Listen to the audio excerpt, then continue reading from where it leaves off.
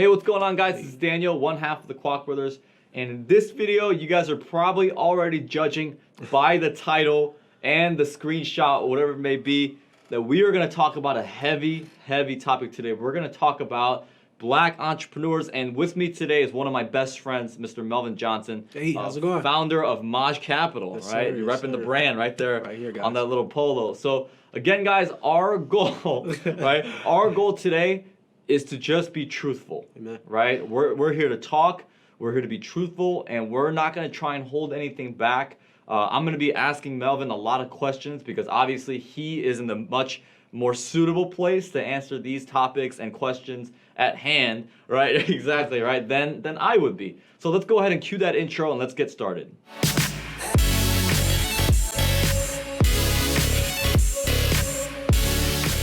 All right, guys, welcome back. So let's go ahead and get right to it. Yep. So my first question for Mello, which is, what I call him as my brother, right, is overall, you've had a lot of experiences especially when you first started out with African-American business owners and entrepreneurs. Tell us about those experiences. Yeah, those are, to say the least, interesting. I've learned a lot from them, and one of the things that I loved about African American people, as you and I often talk about, is the passion that they have to do real estate. Whether they get stuck at a particular point in real estate, they love real estate and they go a million miles at it. So, but then I've also had those encounters where, because of a lack of professionalism, the relationship wasn't allowed to grow. So whether that was due to overpromising something and under-delivering, or just simply flat out, scamming me, and it just left a bad taste in my mouth as regards to that. But, we all have those, but as they relate to the African-American community, I can say that, we ought to hold ourselves more accountable in dealing with our own kind for reasons like that, right? Yeah. You live and you learn. Right. Absolutely. And obviously, this is something that you and I talk about a lot off camera. Whether we're just in the car together, or we're playing basketball, or just hanging out. And you mentioned the statistic the other day that I found really interesting. And obviously, we're in a time where there's statistics about African Americans everywhere. Yeah. For me, I'm a believer, and I know you are as well, focusing on the positive. Yeah. There's a lot of negative statistics about but I believe there are a lot of positive statistics about African Americans. But you said one that really kind of got me thinking. Yeah. So, interesting fact, per people group, African American women are the most educated in the United States. So African American women are the most educated per group. Yep, per group in America. But they're also the most unemployed, right? Really? So in a nation that pumps education as being sort of the driving factor behind us having success, well, the people who have the most success in that group are also the least employed. So I think that a lot of what we see in black entrepreneurship, whether there's a lack of seeing the value in investing in themselves, is directly related to how we see ourselves even in America, right? I could go to a 4-year school, come out with a top college degree, and suffer. Now, of course, all of us as Americans are facing that issue, but statistically proven that, African American people are sort of on the bottom end of the totem pole when it comes to that. So I think that that's why, if I could speak on that, right? Yeah, that and you can. Right, yeah. That's why there's I have more resistance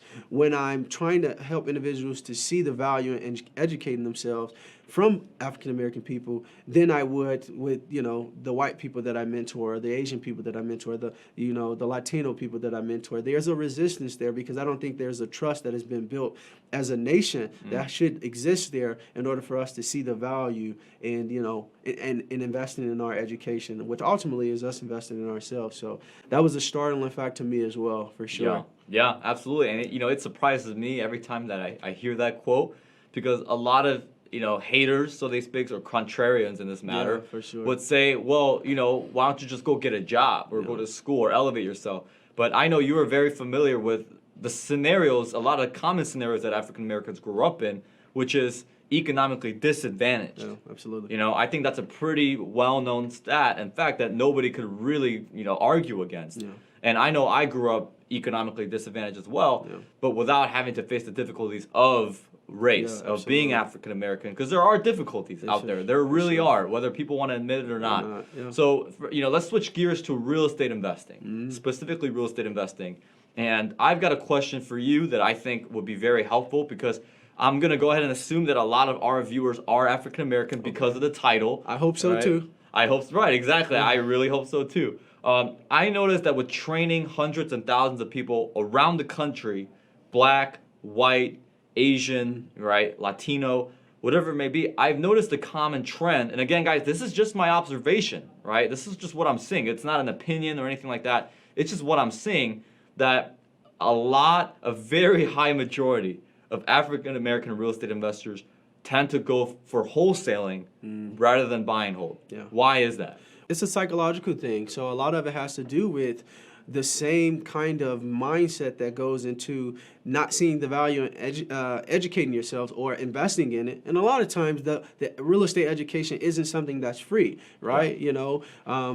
And whether it's $2 or $20,000, right, there's a price associated with it. And I don't think that as African American people, because of the trust and then also some of the upbringing, they don't see the value in investing in the education.